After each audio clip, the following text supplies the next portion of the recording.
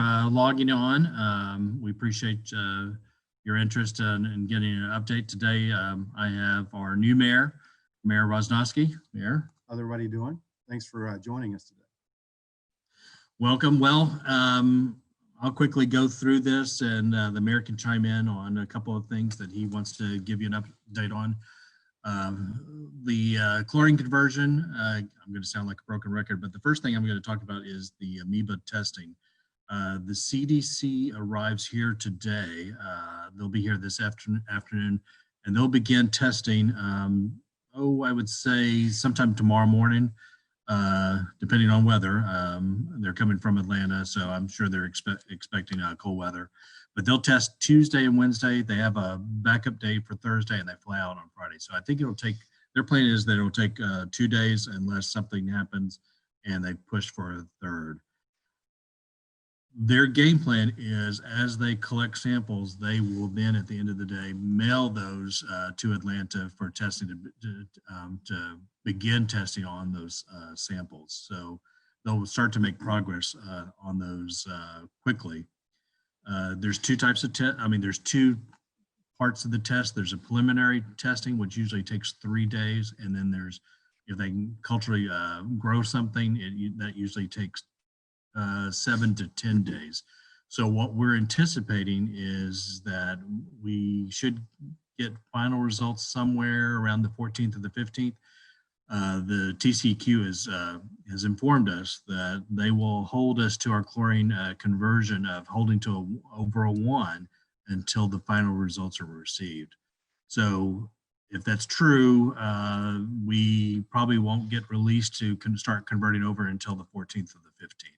So that's a little bit longer than what we anticipated on the 4th.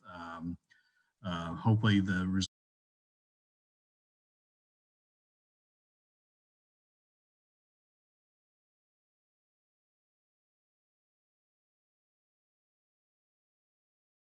will come back quicker. And if that does, then we can start the chlorine conversion process quicker. Again, on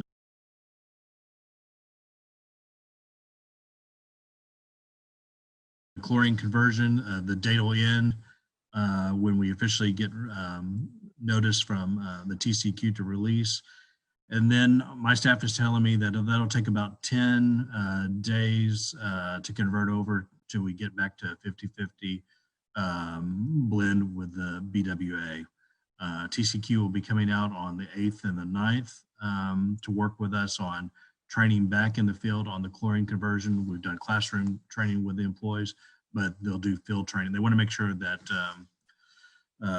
all our T's are crossed and I's are dotted before we start the chlorine conversion again. And that training will be on the 8th and the 9th.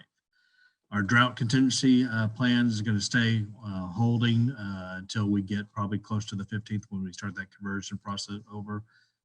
We may look at and see, we may have to do it in stages. So we may drop, we may allow, the car washes to go into effect, but we still may ask the citizens to hold off on sprinkling their yards until we can get fully blended. So we'll probably look at how we can roll back the drought contingency.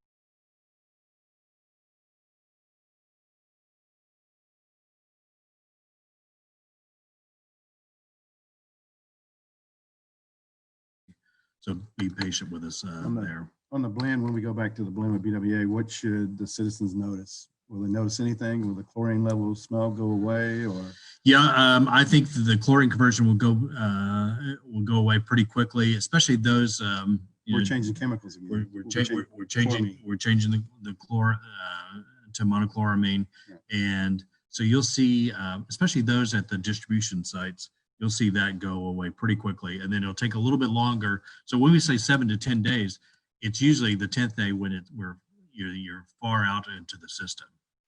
So those who are closer to our distribution sites, so the Oak Drive Tower, Beechwood site, you'll see a quicker conversion. Those that are further away in Timber Creek and Balsam, it'll take a little bit longer for it to get through the system. And so, everybody won't see it at the same time in that regard. Then sometime, well, after we do that conversion is when we'll suggest to people if they want to change their filters and stuff. Yes. Yeah, we'll send out a notice.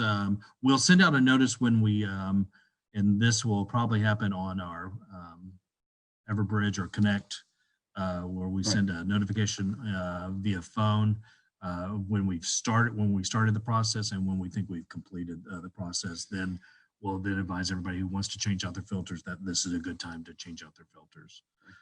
So we'll do that when we notify, and we'll also use Facebook and the website as well. Our customer service inspection program, we've been distributing the vacuum breakers. We've started that. We've had assistance from our lifeguards. We're pulling in our lifeguards to help us on that. And that's really sped up the process more than what we thought with our staff out of the water department. And I think so far we've dropped off maybe 1,500 homes. Megan, are you going to bring out a map? There it is. So you can see the map of where the progress they've made. We'll still continue to use our lifeguards when we can. We may even try to pick up on a Saturday. So it won't be as quick as it was over the Thanksgiving, holidays. So it'll slow down a little bit, and then it'll pick up again once Christmas holidays start. The kids get out of school, and we'll be able to load up the lifeguards and get it out. So yes, Modesto, David Walton, our building official, just informed me that distribution will continue the last half of this week. They're going to be focusing on areas north of Oyster Creek and then move south. So if you're in the Oyster Creek area, they should be getting to you by the end of this week, early next week. Well, great. And so when expect to see it when you get it dropped off, it'll be in a bag that it's a white bag with the logo of BASF on it. We thank them. They have funded this program. And then there is an instruction card on there that has a QR code. You put your camera on the phone, and then it will give a brief 2-minute video that shows you how to put the vacuum breaker on. It's very simple, but there are a couple of key things that you have to watch for while you're doing it to make sure that it's on secure. So be patient, watch the video, and that'll give you the instructions of what to do. And I think we have, I think there's 2 vacuum breakers per bag. So if you happen to have 3, contact us, and then we may be able to get you, another one. I know we were just picking out an average of what everybody has, but if you do have a third one, come by and let us know what address you're at, and then we may be able to give you an extra one. I know on social media, there's some people are talking about that they've already purchased vacuum breakers on their own. And so their idea is once they receive those, they're going to bring them back to City Hall. Okay. And then, so some people may be doing that, and they may be, some people are also talking about that, just again, on the different platforms and within their friends, they're saying, hey, if you need an extra one, I've already bought mine. So just give me a call and I'll get it to you. So people are working together on it real well. Well, good.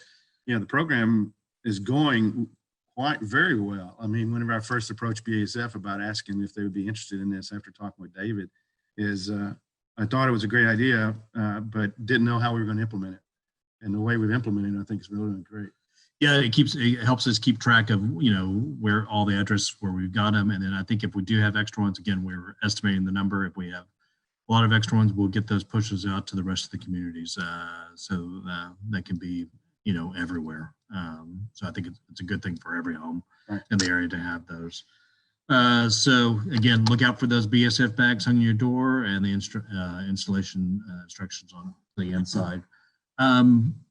Kind of the expenditures of what we've done so far. I usually try to give an update. I don't have a breakdown this time, but I do have our year to date. We've spent $428,000 on the cost of this. Most of that is, chemicals. One was a well motor that broke down. I don't know. That was $85,000. That may have happened normally.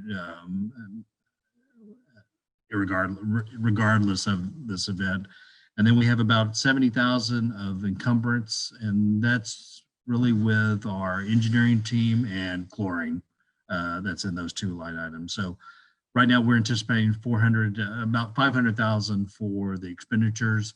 I'm going to contact our cities that helped us during this process and reach out to them. They have not billed us for their water operator time. So I think it's fair that we reimburse them for that. So we're going to reach out, to them and see if they can bill us for those water operators. We could not have gotten through this, especially at the very beginning, without Flower Mound, Pearland, Angleton, Clute, all of them. Sugarland helped us for a couple of weeks. We could not have gotten through this without their help. So we want to try to reimburse them. So that I don't know what that price is, but that'll jump it up a little bit, reimburse them for those times. From the engineer group that we hired to help us with this have you already seen some recommendations that they're sending to us, like extra auto flushers or anything like that? Not auto flushers. What they have done is they want to put in extra chlorine conversion. Analyzers? Not analyzers, input, where we can actually input chlorine in a better way versus liquid gas. And so we want to do that with gas. They are drawing up today, finishing up today to submit to TCEQ 2 entry points for doing chlorine. So give us better chlorine conversion or quicker? Yes, quicker chlorine, safer, but really quicker in other spots that we didn't have. So we're going to do it temporary to help us during this conversion. And TCEQ will look at those plans and give us approval so that we can do it quicker on the 15th, if that's the date that we get done. And then we're also going to submit a permanent plan as well. And so it'll be a little bit different, but that's what they've recommended. And TCEQ is already, is preliminary, kind of given it approved to the concept.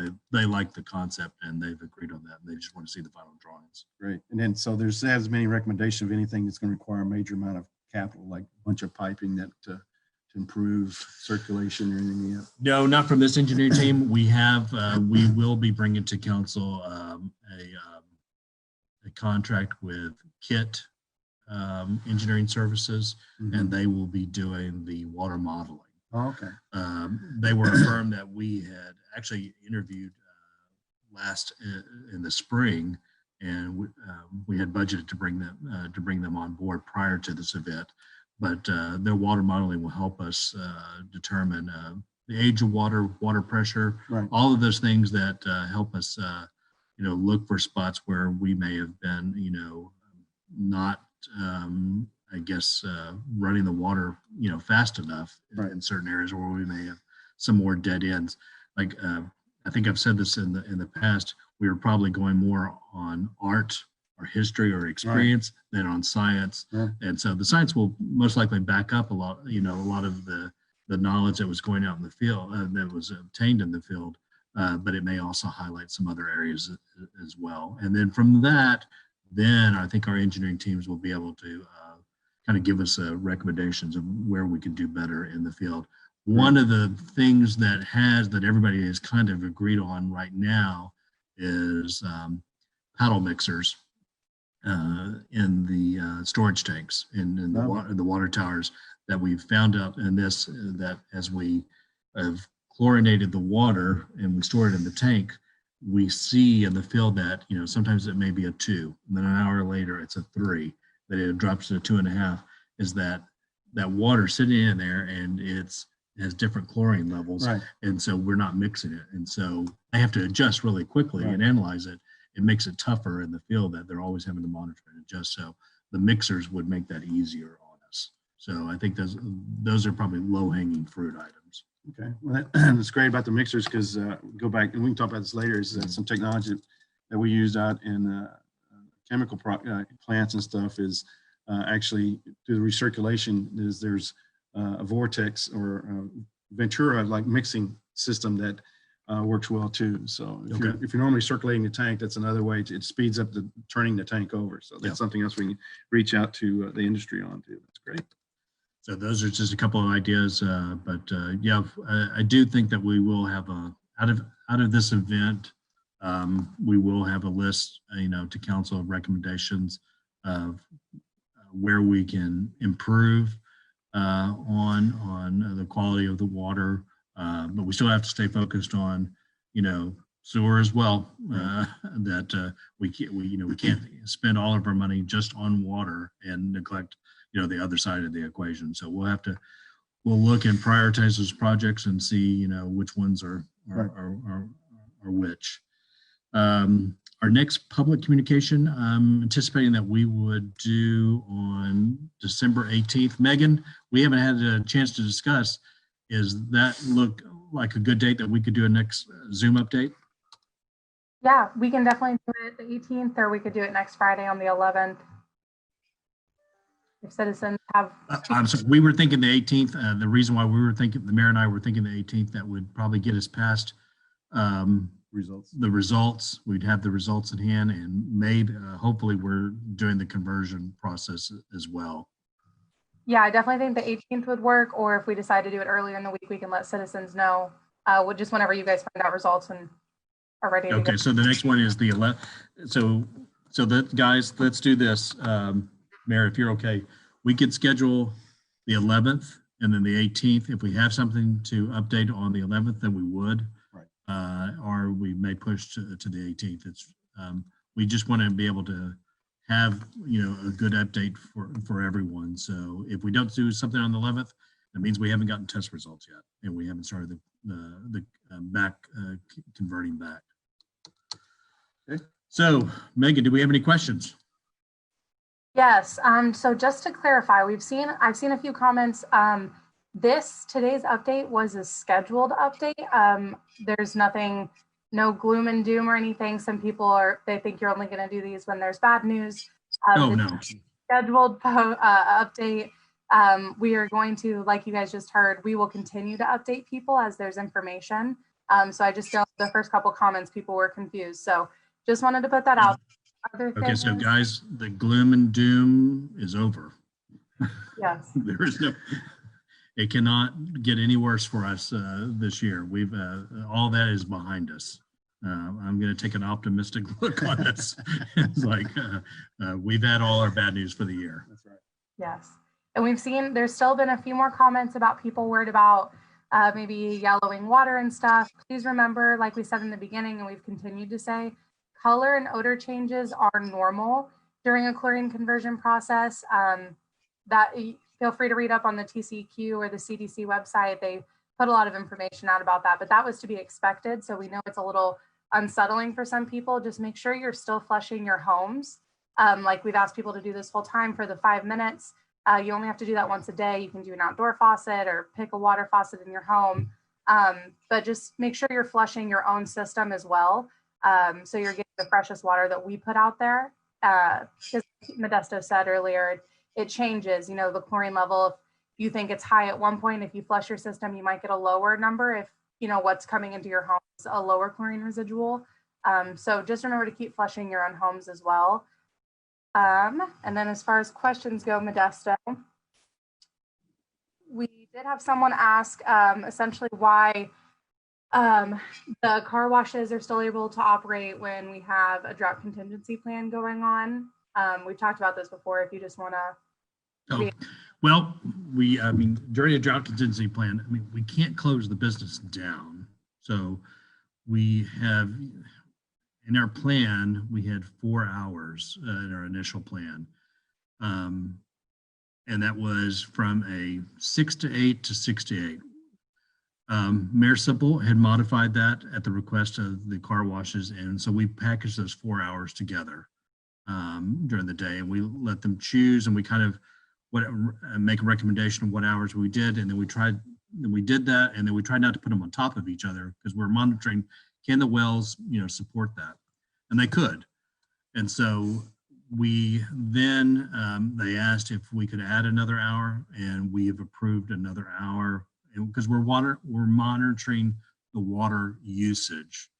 And so we added another hour, and we added an hour to only 2 car washes, and that was Two Brothers and also Bucky's. And the reasoning behind that was more economic development. It was trying to save jobs, and those 2 car washes have jobs, employees, tied to them, and so we're trying to, be sensitive to that and maintain those jobs and help those employees out. So that was the reasoning behind it.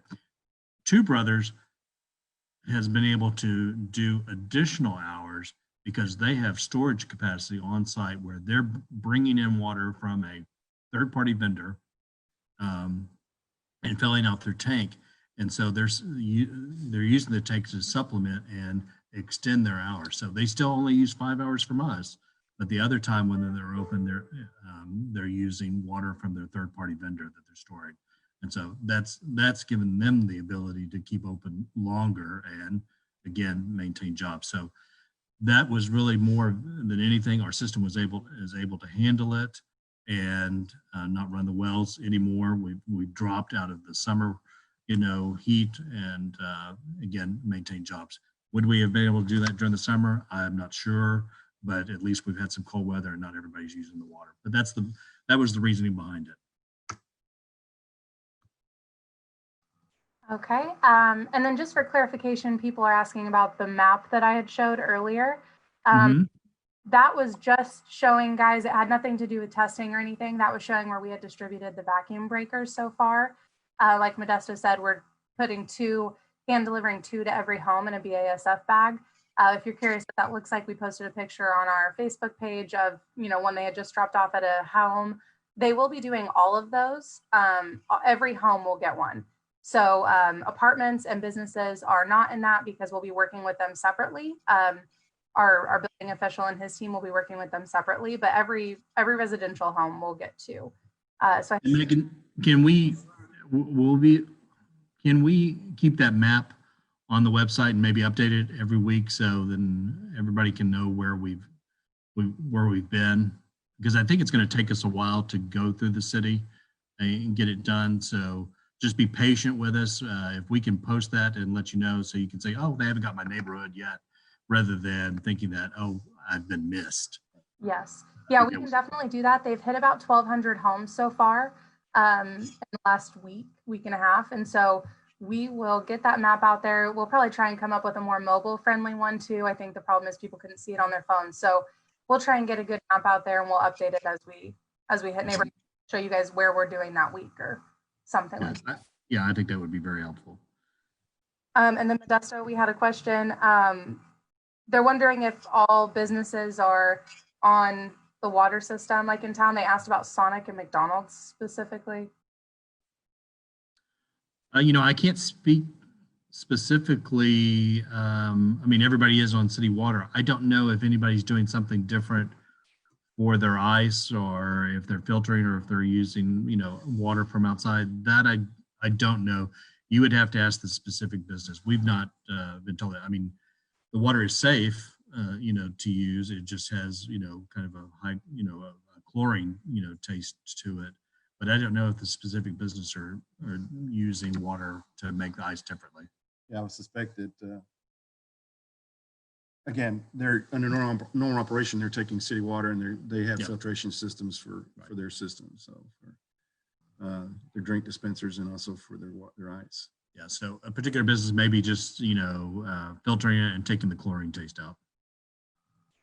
Okay, and then we had a clarification question. They asked, so can they expect the water to be back to how it was before, normal clearing residuals and everything like that on the 15th? No, not on the 15th. I think I'm anticipating Christmas. If we get released on the 15th to start a conversion, and then it takes 7 to 10 days to get it out through the system, I would say we're hoping that we're back to normal system wide by December 25th. Some earlier than that, but if you're at the very far reaches of Lake Jackson, it may be the 25th before you start seeing back to normal.